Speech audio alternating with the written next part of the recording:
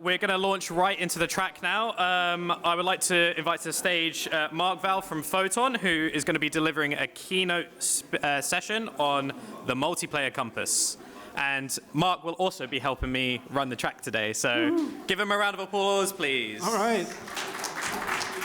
So people that are here have to know that the previous track, the Live Ops track, is a track that I created 7 years ago. Because Live Ops back then, no one was talking about Live Ops 7, 8 years, 10 years ago. So that's why I created that. So personally, before Photon, also built PlayFab, the #1 live game operation platform. But anyway, so while people are coming in and out of the place here, what I can say is that if you want to be part of the next leg of the next success, Live Ops is not enough. So you have to go further than Live Ops, so multiplayer will give you that. So this track that we're going to go in today have a lot of content that is new for a lot of people. So I suggest you take a seat and listen, which is happening now. It's filling up, so let's wait. So the thing is that I've listened a bit to the panel before regarding live operation, and I just want to add that as part of a Live Ops team, there's multiple roles. You cannot say, I'm going to do Live Ops. There's multiple channels, multiple segments, and you have to treat off, and then you're going to get good at it. I see the timer going down here. Just reset it once we actually start, just so that'd be great. Cool. So now everyone is sitting down, so we can start. So maybe we can show the first slide of my presentation, so then we can start from there. I don't think that's it. So, oh, there we go. All right, cool. I just have to press it. So thank you so much for being here for this multiplayer track. Okay, I can use this one. This is much better. So today we're going to talk about a lot of various subjects, but first let me give you a bit of news regarding like Photon. So we know Photon here in the room? Raise your hand. All right, there's a few of you. Okay, cool. So we operate currently at 1.4 billion players a month across a pool of about 4,000 plus games. So we have the biggest games on pretty much every vertical. So we made some of guys the #2 worldwide downloads on the meta. We have VR Chat, Rec Room, Pocket Stars VR, and many more. And on the Steam platform now we have Goose Goose Duck, which is running in the 600,000 plus CCU. And so many more. So in the past decade, we grew a lot. We had a lot of new products that got launched, including Photon Fusion, Photon Quantum. We're going to talk about that way later. And we're also now going native. So we're going to have products for Unreal and other engines very soon for all of you to enjoy. But enough about Photon. Let's move on about the core of this subject. And what I've missed is that we also have the gaming circle. So the gaming circle is the biggest multiplayer community. So we have about 1,000 plus developers that are mingling every day and talking about the future of multiplayer and how to do things properly. So that said, what are we going to talk about today? So first, the multiplayer landscape. Then I'm going to give you 2 opportunities that you should totally invest and look forward to. Streaming and technologies, and then Photon today. I'm going to finish with that. So first, let's look at what is going on in the mobile market today. So you probably know that chart. That's the data.ai chart. Top games, downloads, paid, and grossing. But what is missing is the multiplayer filter. So everything that is left here are multiplayer games. So as you see, multiplayer games are leading the top of the charts. And if we go a bit further, if we look at the downloads, the chart on the left, 4 or 5 years ago, there was nothing multiplayer, nothing at all. And now look at that. Now we have games that are multiplayer. So what you have to understand is that, okay, fine, live game operation and all that, but if you want to be in the top grossing or the top 100 grossing, in the top 1,000 grossing, we really have to consider multiplayer because it's adding the final touch to bringing communities together and whatnot. So I've added 2, I written bots 2 times because there's still some .io games that are fake multiplayer games, right? Because that was very popular for a long time. So these needs to be replaced. So please create real multiplayer games. We don't need fake one, obviously. In the previous chart, what we saw is that the RPG games are literally leading in top grossing. Action is the same, but the thing is that it's extremely hard or very hard to do good via RPG game. You have to do world management, economy management, and so much more. So instead, I'm going to try to give you something more to look at. So if we look at the same chart as before, but this time by genre and then by in-app revenue. So how much each genre, which one is making money, and then we apply the multiplayer filter, but this time inverse, okay? So what do we see is that the Match 3 and Casino barely have any multiplayer games, okay? So these sectors, these genres are so ripe to have new multiplayer games. There's Bingo Blitz, okay, fine, okay, but still there's a lot of work to be done. So I say that this is where the next innovation is going to happen, and then every single genre will have multiplayer games in the coming, let's say, 3 to 4 years. But to give you, some hints or some tips, we're going to look at a game called Matchmasters. So Matchmasters, we have some volume, you can raise it up, it's totally fine. So it's a game that is currently sitting top 93 worldwide grossing, okay? It's a Match 3 game, but it's multiplayer. So as a multiplayer game, it's very simple.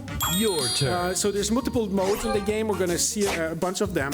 But essentially, like the key of multiplayer game is to have a very fast matchmaking. I don't know if you remember just what happened just now. Like the game, I press play, and then 5 seconds later, I'm in a match. So having a very fast matchmaking is extremely important. And then second is this is your best onboarding.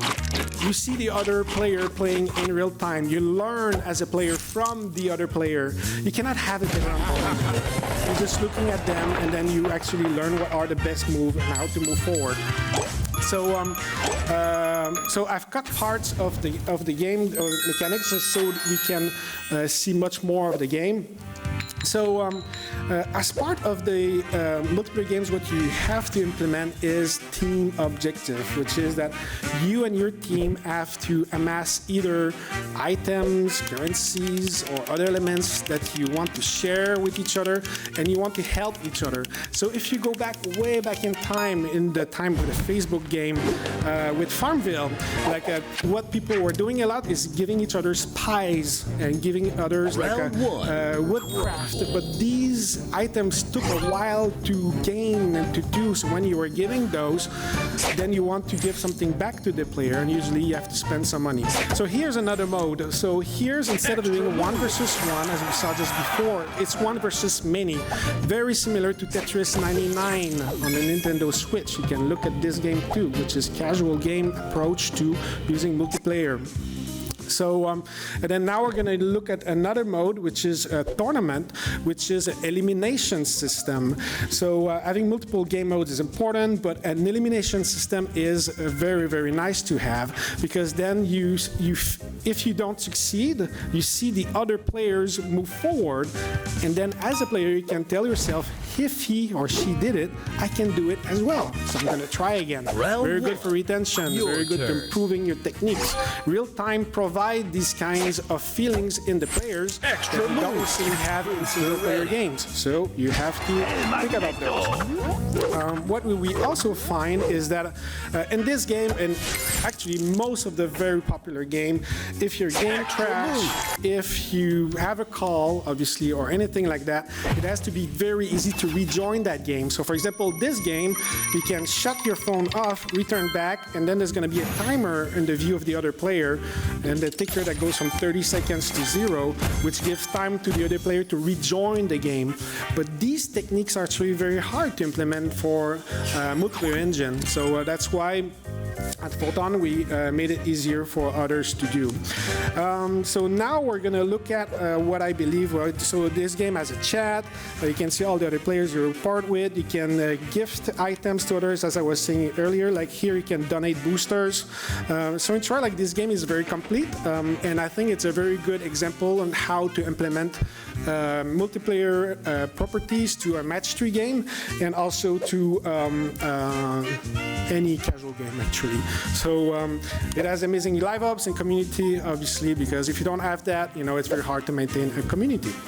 So, and then I was going to say a shout out to their marketing team because they were able to have Robbie Williams, Boris Becker, and other super fans that will like these actors, but then we can really see the demographic, right? So this game relies very much on advertising to get new players. And so the next game I'm going to show you is Stumble Guy, and Stumble Guy doesn't need advertising, which is completely the opposite of the other one. So as you saw earlier, Stumble Guys is number 2 worldwide in download. Okay, so that means 160 million installs and plus. As you see right away, that's another game where the matchmaking goes very fast. You're 32 players together. Moving forward, on this map it's 16 players right now, but it runs at 30 Hertz, so the frequency is very fast. It's using Photon Quantum or on engine. And it's all based on physics, so it's an input system. But as we progress and as you're looking at this game and the players moving forward, there's other things that you have to keep in mind apart from the gameplay. So as I said earlier, you can see the others, what they're doing. You can do emotes, you can chat with others. And then now that I've just finished this level, I'm actually looking at another player, and I can switch from one player to another to see, well, does he use or she use a different path? Does he have a different technique to move forward in the game? And those are elements that are important in multiplayer games. So now the players are getting eliminated, and there's only 16 players left. So now into another map.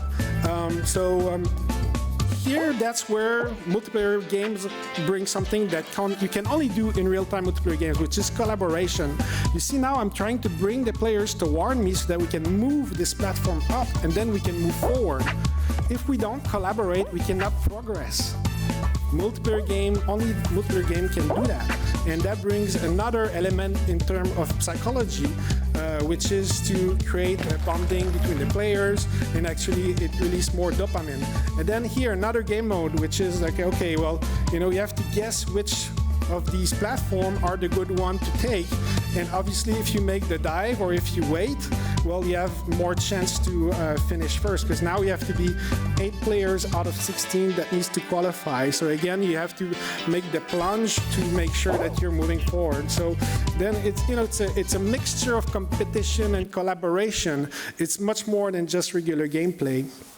So obviously in Stumble Guys, there's all the things you find in live ops, all the beautiful cosmetic. You can buy elements, you can share.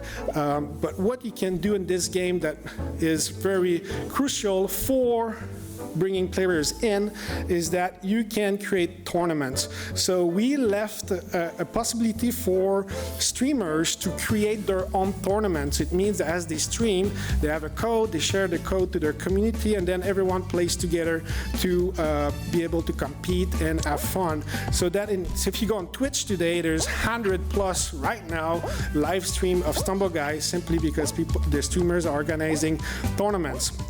So how does that look at? So here's one, for example, that decided to make a contest for, I think it was $500 or something like that. And then it's an elimination system where the various, now he's just moving from one player to another. And the idea is that, okay, which one's going to be the last one standing? And after 3 different maps, which one is left at the end is going to win the $500. But using these techniques with the streamers and letting the players join rooms makes it easy to gather new eyeballs. What you want is eyeballs to your game, so you can dissect these techniques that I've just talked about that will help you get more organic installs and less paid install, obviously. And this again can only be done with multiplayer games. Cool. So If you want to have successful streamers, obviously, you need a multiplayer game that is very performant, where the matchmaking actually works and where things doesn't break, and then where you have a good onboarding. And that's probably one tip I have to tell you all, is that if you're launching your game just now, well, you want to have bots and not necessarily players playing with the player, because the whole point is that the players fill the game, and if there's no players, they cannot play. That's boring. So put some bots in the game at the start of the game, and once you have a good user base, just leave the bots on the side, and there's going to be real players. So I was talking to you about Photon earlier, Photon Quantum. So that's our deterministic engine. It's entirely based on physics. So the beauty of Quantum is that it's an engine on its own. It uses Unity simply as a renderer. So why StumbleGuys is able to have traction worldwide is because it's extremely smooth visually, even if you have a very crappy internet connection. So it means you have a 500 milliseconds latency, it's still gonna rock on your screen, and it's still gonna be very accurate. And that's what you want, and that's what the engine provides, and obviously much more. We also have a tournament system that was used in StumbleGuys and is used in multiple other games of wars. So you can have access to that as well, so you don't have to build that. And then you open the door, and so the key with tournament system is it's fine, it's a system, but you have to see it as a UGC type of tool where you give the keys to the players and they're like, hey, create your tournaments and have fun, organize your things, and then it's great for guilds, teams, clans, and whatever to compete between each other as well. We make samples. So we've released with Unity a full Battle Royale sample last September. So that's 200 players at 60 hertz in a full room. It's made for PC, but you can use it on mobile as well. It's working very well. So Photon Fusion is our second engine, which is made to have high amount of players. So it means in your mobile game you could have 1,000 players in the lobby exchanging information.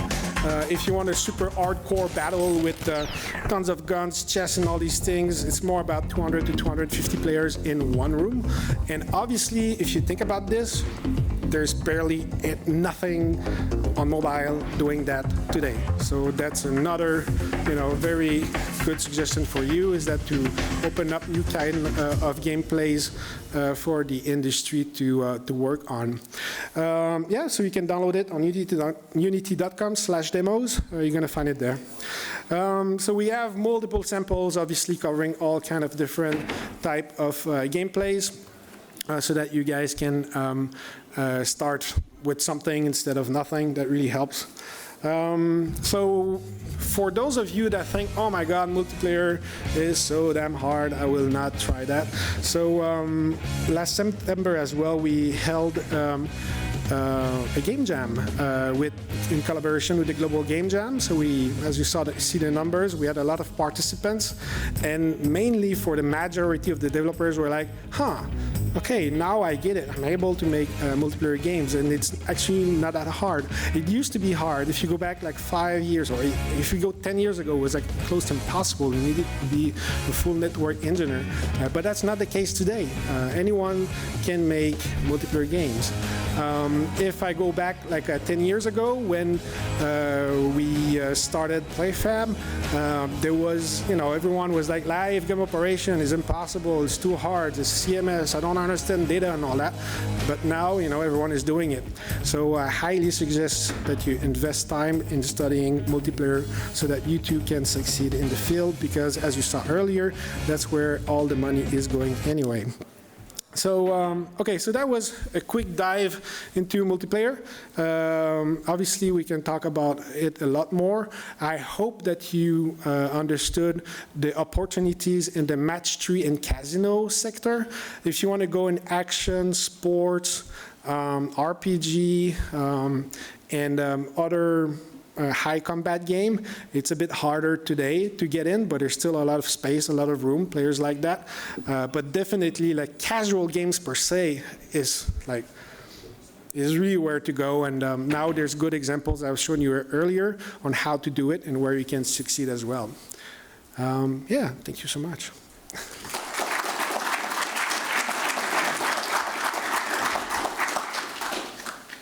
So we probably have time for like 1 or 2 questions. Does anyone have any questions real quick before we move on? No? Yeah. So you've got very different player bases when you're looking at the mid-core games that tend to have more of the multiplayer versus casual and casino elements within it. How do you think this is playing into, what is and is not succeeding in the match 3 and the casino games when you're talking about multiplayer and why people might not be going that way? Yeah, okay, definitely. So very good question. So there's another match 3 game that you can look that is coming from Hong Kong developers called Little Legends. Okay, so Little Legends is also a match 3 games, very similar to Match Masters I was showing you earlier, but the retention is extremely bad. Okay, so it's simply like their ramp up and their matchmaking is extremely bad. So meaning that when you start playing, after an hour of play, you're going to be matched with players that are, 5 times, 10 times, more advanced than you, and you just cannot compete. So it gets very boring because you lose all the time. So the key aspect of matchmaking is to have the right level of you lose and you win. So for example, like if you go like in super hardcore game like Apex Legends, right? So they just did a full revamp of their matchmaking system, even if they've been live for a while, right? And people, it's a successful game, simply to improve the match scales, because you want to have fun, but but a video game, to be fun, you have to lose as well. It has to be hard, right? But if it's too hard, you're gonna be like, oh my God, I'm losing my time here, right? And if you monetize and still lose all the time, well, that is even worse. So I say like 60% of the problems, apart from the gameplay and the fun, is in the matchmaker. Like really, it's really to leverage that properly. So in terms of casual games, obviously there's tips and tricks, there's techniques. When you go and have an actual chat in a clan, there's a lot of tips that are getting shared. But still, like it's about, it's the same as a first-person shooter game, is how fast can you go to make the right decision, right? So then it's, it's brain power, it's, some players will play 1,000 hours, we be as good as another player who played 10 hours, right? So having a good skill rating is important. If you look back in the days, you had ELO scoring and bell curves and other elements like that that you can implement in terms of matchmaker. I think nowadays, there's